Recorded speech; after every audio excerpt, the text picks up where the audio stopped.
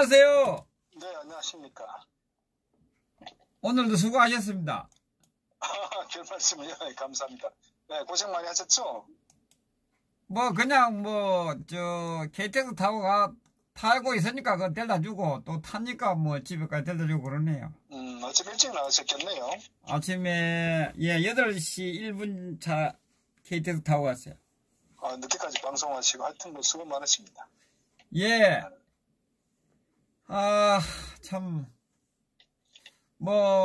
애국자님들이 많이 답답해 합니다. 오늘 좀, 맹쾌한, 하기야, 우리 김동수 박사님이 트럼프도 아니고 김정은도 아니기 때문에, 하여튼, 예, 수고를 해 주시기 바랍니다. 그럼 연병제를 먼저 할까요?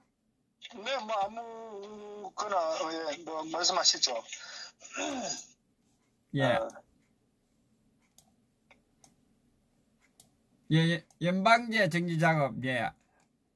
논평해 주시기 바랍니다. 지금 어저께, 아마 여의도에서 사립 유치원 관련 분들과 집회하셨죠? 예. 저는 이제 그걸 보면서 어떤 관점에서 이 상황을 봤냐면요. 예.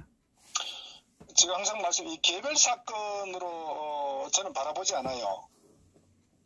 이게 지금 벌어지고 있는 여러 가지 정치, 경제, 사회, 문화, 외교, 국방 이 모든 것들이 예.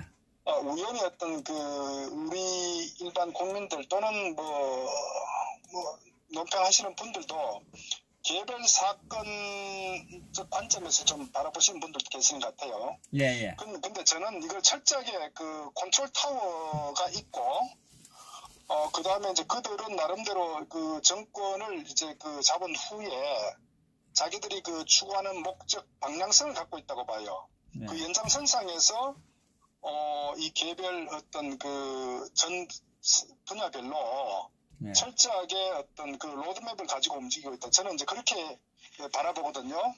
그리고 우리 국민들께서도, 좀 그런 관점에서 이 문재인 좌파 정권의 어떤 여러 가지 우리가 이해하지 못하는 소위 내로남불, 예.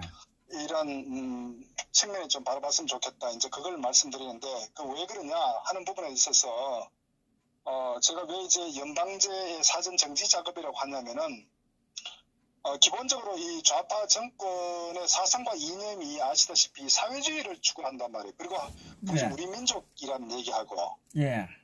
그래서 우리가 지금 이념과 노선 투쟁하는 것도 소위 보수파의 주 가치가 자유민주주의 시장경제, 한미동맹, 인권, 그거 아닙니까? 예. 근데 좌파들은 가장 내세우는 게 소위 우리 민족이라는 얘기하고 이 통일을 얘기를 많이 하거든, 대전제를. 예. 그런데 그게 이제 숨어있는 속뜻이 뭐냐 하는 부분이 결국은 저는 어쨌든 좌파가 추구하는 게 이제 소위 이 국민, 사람, 그리고 어떤 평등, 이런 쪽에 큰 어떤 이 이념적 키워드를 계속적으로 이렇게 몰고 가고 있다는 거예요. 예. 그래서 이제 그들이 추구하는 기본적으로 우리가 알아야 되는 게 어떤 결국은 저는 종착지는 남과 북이 하나 되는, 근데 이거 자유 통일의 그런 목적이 아니고, 예. 결국은 어떤 사회주의에 기반한 어떤 과도기적 연방제라고 저는 이제 규정을 하고 있거든요. 그런데 아직은 대부분의 이제 우리 70년간 이 대한민국 같은 경우는 이 자유시장 경제에 익숙해져 있고, 예. 굉장히 이제 민주주의에 이제 익숙해져 있기 때문에 설사 이 좌파 정권이 어떤 정치적 의도나 이념을 가지고 연방제로 간다고 했을 때 연방제에 대한 굉장히 어떤 비판적인 어떤 여론에 부딪힐 수 있기 때문에 저는 이제 이들이 하는 거는 각 사회 분야별로 철저히 어떤 이 사회주의에 자연스럽게 진행하기 위한 그런 관점에서 모든 분야에 현재 진행되고 있는 과정이다 이렇게 보고요. 예. 그래서 예를 들어서 우선은 가장 중요한 게 뭐냐면 북한도 이제 지난 70년간 사실 주민들을 사육했다고 우리가 해도 저는 과하지 않다고 봐요. 예. 그러니까 어떤 한 이념적으로 어떤 그 통제하고 사상을 계속적으로 주입시키고 하다 보면 자기 자신도 외부와 통제된 상태에서 그렇게 익숙해져 버린 거예요. 사람은 환경에 적응하기 때문에. 예.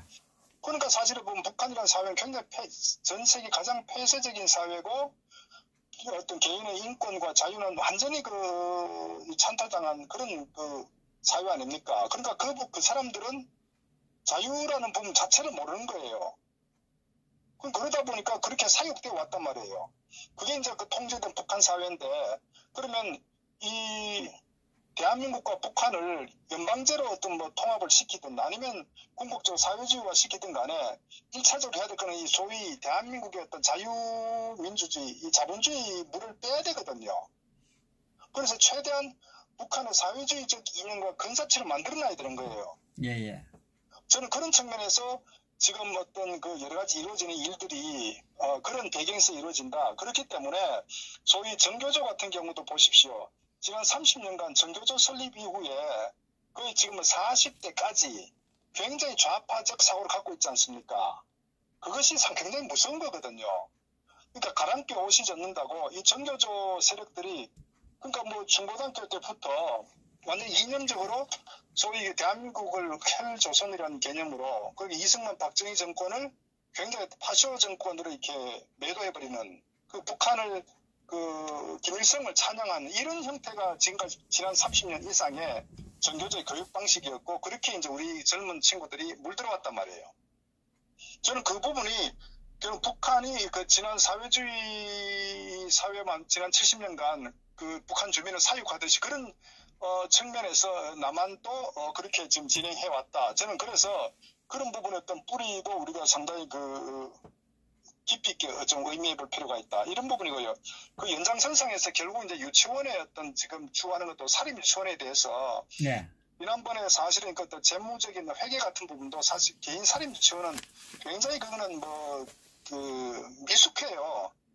그분들의 어떤 기업 전문한 경영자도 아니고 그야말로 거기에 그냥 애들 교육하고 그게 익숙하지 이 재무회계 같은 거는 익숙치 않단 말이에요. 그런데 그런 부분을 굉장히 크게 확대해가지고 마치 굉장히 비리가 있는 것처럼 하는 자체가 단순한 저는 개별 사건 측면이 아니고 정치적 의도가 있다는 것을 알아야 되는 거예요. 그래서 궁극적으로 이들이 또 추구하는 게 뭐냐면 그게 국영화거든요. 그러니까 사립 유치원을 국영화한다는 거라고. 그러니까 그것도 보면 이 정교조의 연장선상에서 아주 어릴 때부터 애들을 국영화 시켜가지고 이념적으로 접근해가지고 어린애들을 아직 이 가치관이 정립되지 않은 상태에서 소위 사회주의적 사상을 주입하기 위한 저는 그런 굉장히 어떤 정치적 의도와 음모가 있다. 저는 이렇게 보는 거예요. 어떤 국유화 시키자고 한 목적 자체가.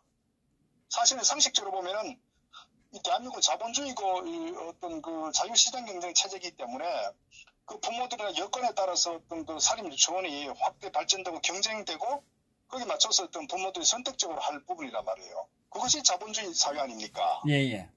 그런데 결국은 또 국영화시키겠다는 거, 국가가 좀 컨트롤하겠다는 이런 맥락에 저는 바로 정치적 의도가 있고 그것은 소위 향후에 이 남과 북이 하나로 통합시키는데 사회주의적 사상을 이념을 주입하고자 하는 그런 의도다. 이렇게 저는 좀 바라볼 필요가 있다는 겁니다. 그렇기 때문에 사실 어떤 유치원, 사립 유치원 경영하시는 분들은 철저하게 거기에 투쟁하고 반대하고 거부해야 된다. 제가 그걸 이제 말씀드린 겁니다. 그래서 한 단적인 교육적 측면에서도 그게 있고 우리가 경제정책 같은 경우도 사실은 보면은 현재 큰 틀이 두 가지란 말이에요. 하나는 노동자 중심 그리고 국영화 이 두 가지 축이거든요. 그러니까 이건 철저하게 이 자본주의 시장에 반하는 정책이라는 겁니다.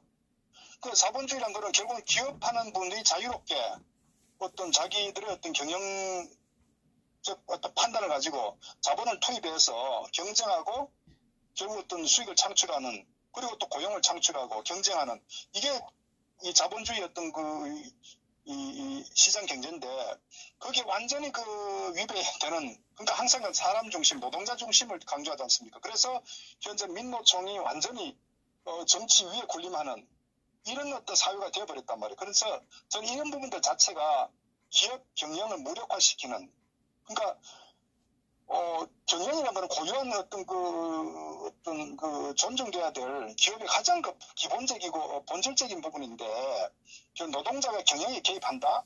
그렇죠. 노조가 완전히 어떤 기업 경영을 좌지우지할 정도로 지금 이미 뭐 현대자동차 같은 상당 강성 노조 같은 경우는 고용 승계가 이루어지는, 그건 완전 경영에 직접적으로 위배되는 행위거든요. 그럼에도 불구하고 그대로 수습 방관한다 자체가 이미 대한민국은 이 노동자 천국이 되다시피 노조 천국이 된 이런 상황이 되는 거, 방치한다는 것 자체가 저는 바로 상당히 위험하게 좀 바라봐야 된다. 그리고 국영화하고자 하는, 최근에 오늘인가요 보니까 수자원 공사인가요? 네. 수자원 공사에도 보니까 이 근로자 이 상관제인가 그걸 도입해가지고 지금 근로자가 어떤 경영에 관여하는 이런 이 제도화시키는 일종의 어떤 자본주의 정면으로 위배되는 이런 걸 국가 공공기관에서도 이게 자행하고 있다는 거 아닙니까? 결국은 이런 전체적인 방향성과 틀을 보면은 이것은 자본주의를 배척하고 사회주의화하는 저는 그런 측면 하나하나씩 저는 자행되고 있다. 그래서 여기는 말씀드렸다시피 유치원이나 이 전교조의 어떤 이념 무장과 마찬가지로 어떤 이런 경제정책 자체도 사회주의화로 가고자 하는 이런 측면이다. 그리고 최근에도 보면 대기업에 대한 어떤 특별 세무조사 같은 경우도 결국은 이 재벌기업 또 어떤 자본가 또 지식인 이걸 이제 적폐로 규정하는 경향이 이게 완전히 이게 보면은 북한 공산 집단이 과거에 어떤 이 행해오던 그런 저는 연장선상이다 이렇게 보는 거예요. 이렇게 서서히 사회를 완전히 옥죄 가지고 예. 저들이 추구하는 어떤 남부 연방제 궁극적 사회주의와 가는 그런 저는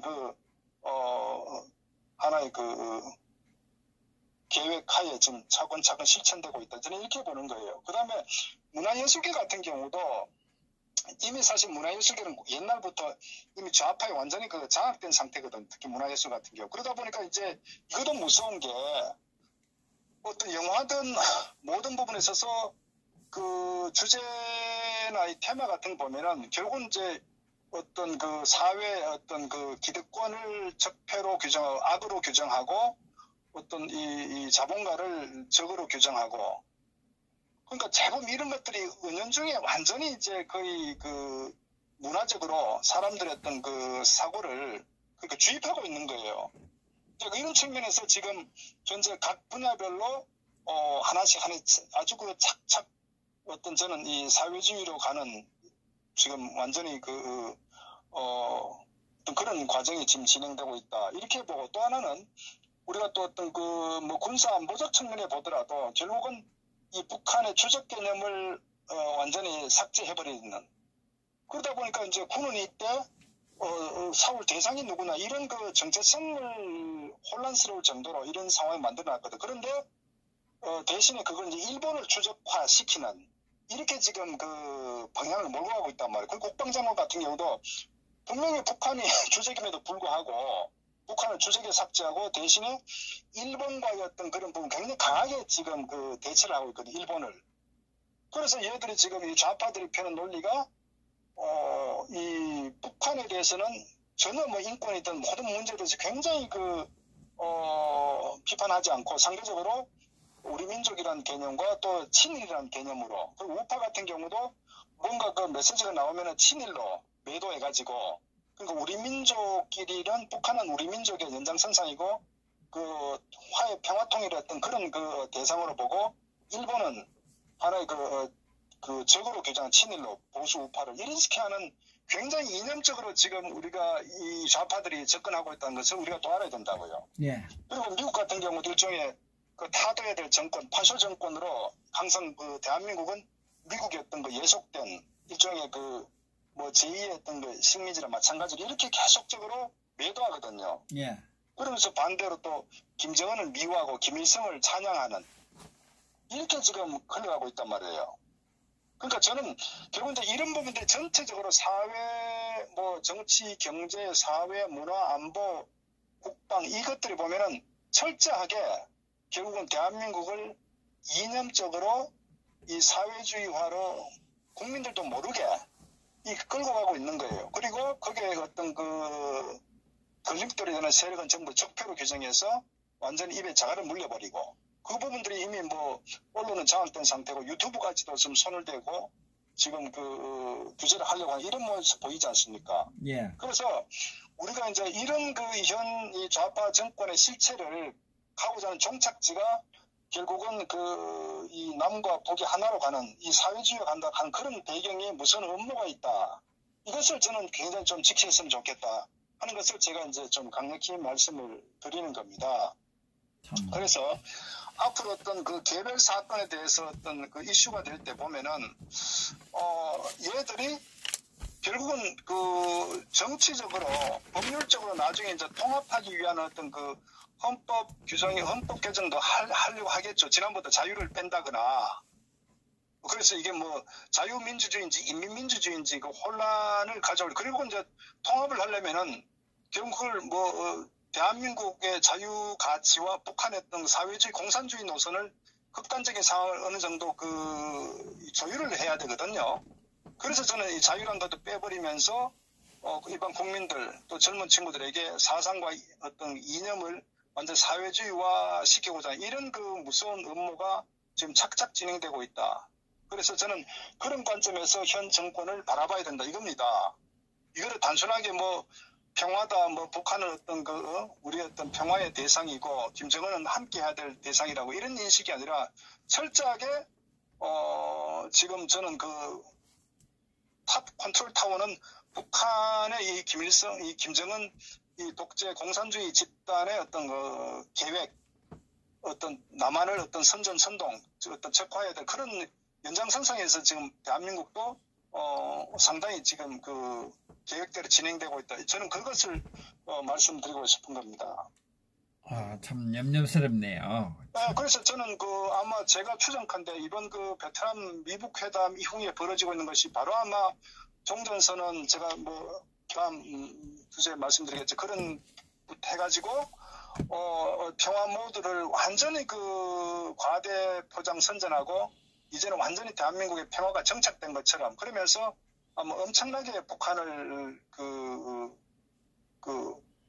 아주 그 친북적인 행태로 아마 노골적으로 할 것이고 그리고 아마 경제적인 지원을 하면서 평화가 된 것처럼 아마 이렇게 아마 굉장히 몰고 갈 거예요. 그러면서 결국 이제 이렇게 남과 북의 평화가 왔으니까 결국 이제 이 김정은도 이게 이 서울 답방 쪽으로 뭐 방향을 가져갈 것이고 결국은 뭐 이번에 그 미북 회담하면 경제적인 지원 같은 거를 결국 이제 이 문재인이가 항상 준비가 돼 있다고 하다시피 결국은 그 부분에 있어서 김정은이가 답방하면서 이제는 정치 이념적으로 굉장히 아마 그 하나가 된 것처럼 몰고 갈 것이다. 결국 그렇게 됐을 때 결국 이제 아마 내년 총선 같은 전략도 이 평화냐 전쟁이냐 이런 프레임을 가지고 제가 봤을 때는 그 압도적으로 헌법 개정이 필요하다. 한반도의 평화 정착을 위해서 뭐 이런 식으로 아마 몰고 갈 것이다. 결국 그렇게 했을 때 저들이 추구하는 게 헌법 개정 아니겠습니까?